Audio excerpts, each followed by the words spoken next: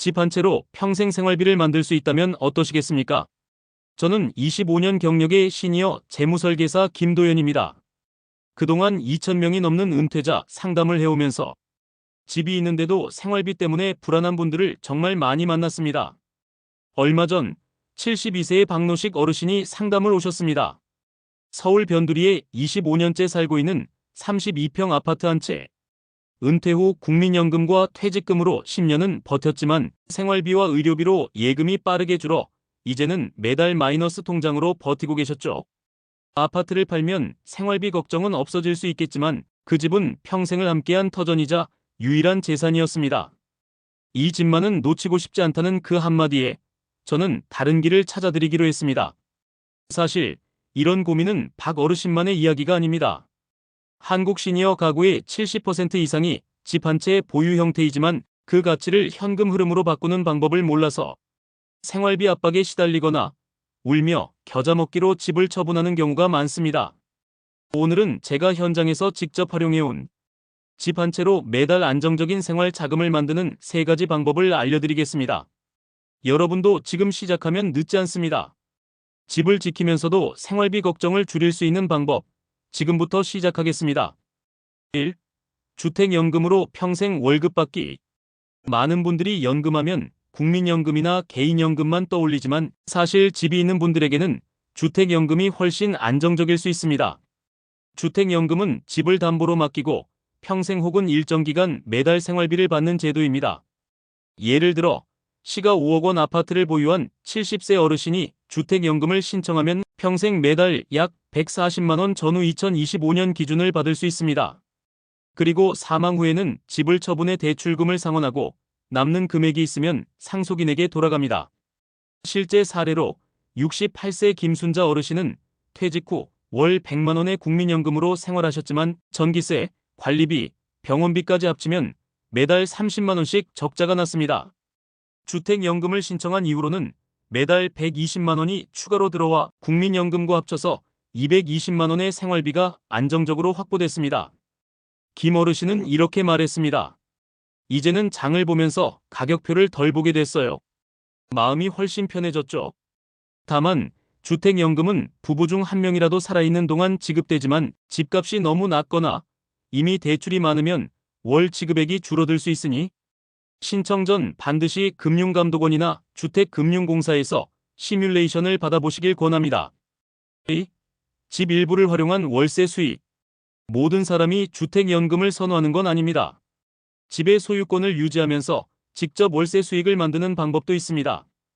예를 들어 단독주택의 경우 2층이나 별채를 리모델링해 임대하거나 아파트라면 방 하나를 장기 하숙, 시니어 쉐어하우스 형태로 운영할 수 있습니다.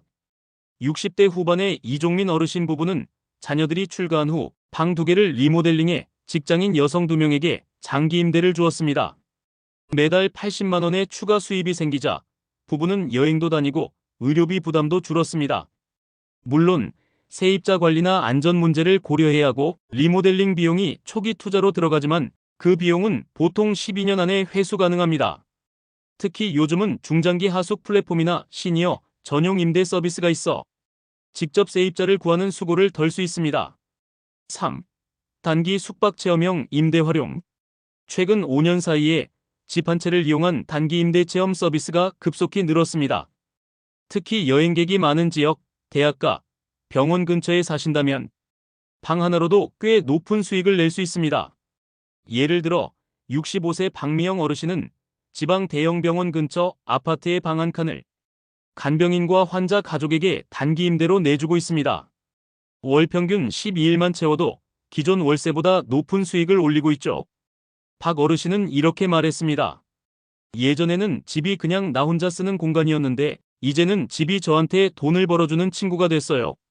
단기 임대의 장점은 시세보다 높은 수익이 가능하다는 것이지만 단점은 세입자 교체 주기가 짧아 관리가 필요하다는 점입니다. 따라서 청소관리 대행 서비스를 함께 이용하면 번거로움을 줄일 수 있습니다. 4.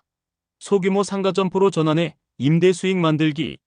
집을 팔지 않고도 일부 공간을 상가나 점포로 바꿔 안정적인 월세를 만들 수 있습니다. 특히 1층 단독주택이나 상가 근처에 위치한 주택이라면 가능성이 큽니다. 실제 사례로 70세의 김태호 어르신은 주택 1층을 간단히 리모델링해 작은 카페를 임대 주었고 매달 60만 80만 원의 임대료를 받고 있습니다. 김 어르신은 예전엔 집이 저만을 위한 공간이었다면 이제는 제 노후를 지켜주는 작은 사업체가 된 것 같아요. 라고 하셨죠. 다만 상가 전환 전에는 건축법령도 변경 허가를 꼭 확인해야 하고 지역 상권 분석을 통해 수요가 있는 업종으로 임대하는 것이 중요합니다. 이 과정에서 전문가나 지자체 무료 컨설팅을 활용하면 안전합니다.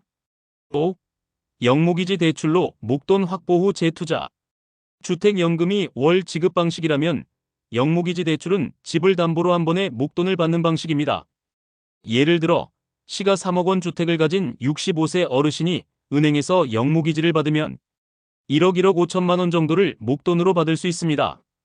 이 돈을 단순 소비가 아니라 안정적인 상품에 재투자하면 매달 일정 금액의 수익을 만들 수 있습니다. 단, 영목이지 대출은 이자가 발생하므로 수익률이 안정적인 금융상품의 채권, 우량 배당주, 장기 정기예금에 투자해야 하고 무분별한 소비로 목돈을 소진하면 되돌리기 어렵습니다. 그래서 이 방법은 반드시 재무 상담 후에 진행하는 것을 추천합니다. 6. 고령자 전용 주거시설로 주택 교환하기. 마지막 방법은 집을 더 효율적인 형태로 바꾸는 것입니다. 큰 아파트나 단독주택을 유지하려면 관리비, 세금, 보수비가 계속 들어갑니다. 이 비용을 줄이고 남는 자금을 생활비로 돌리는 방법이 바로 다운사이징입니다. 예를 들어 4억 원짜리 아파트를 팔고 2억 원대의 고령자 전용 주거시설로 이사하면 나머지 2억 원은 안전한 금융상품에 넣어 매달 이자를 생활비로 쓸 수 있습니다.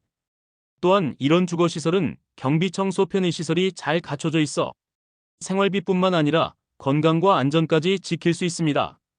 실제로 75세 최영자 어르신은 큰 아파트에서 매달 40만 원의 관리비를 내던 부담에서 벗어나 이제는 관리비와 생활비를 합쳐도 절반 이하로 줄였고 남은 자금으로는 여행과 취미 생활을 즐기고 있습니다.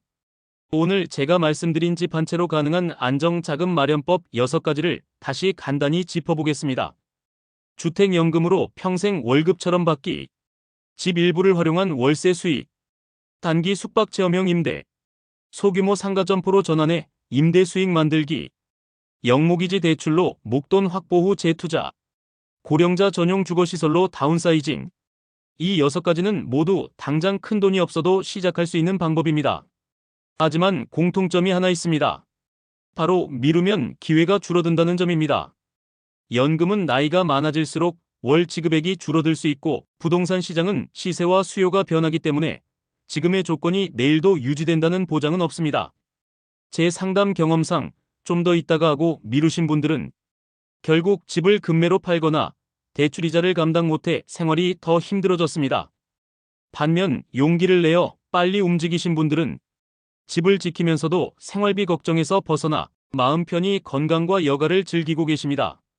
여러분의 집은 단순한 벽과 지붕이 아니라 평생 여러분을 지켜줄 수 있는 든든한 노후 자산입니다. 그 가치를 현금 흐름으로 바꾸면 돈뿐 아니라 마음의 여유, 건강, 관계까지 지킬 수 있습니다. 혹시 여러분도 비슷한 순간을 겪은 적 있으신가요? 또는 이 중에서 가장 와 닿았던 내용이 있다면 댓글로 함께 나눠주세요. 그 말 한마디가 또 다른 누군가에게는 큰 위로가 될지도 모르니까요. 그리고 이 영상이 도움이 되셨다면 비슷한 고민을 겪는 지인분들과 공유해주세요. 그 작은 배려가 또 하나의 위기를 막아줄 수도 있습니다. 좋아요와 구독을 누르면 건강과 행운이 찾아옵니다.